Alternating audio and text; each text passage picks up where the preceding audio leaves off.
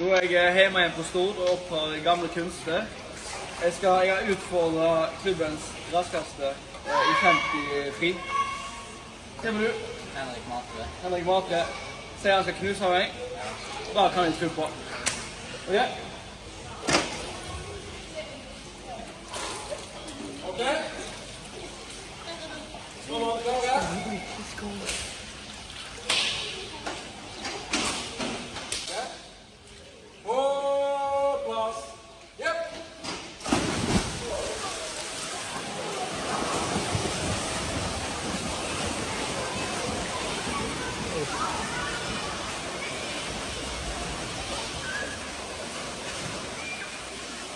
Det er likt her.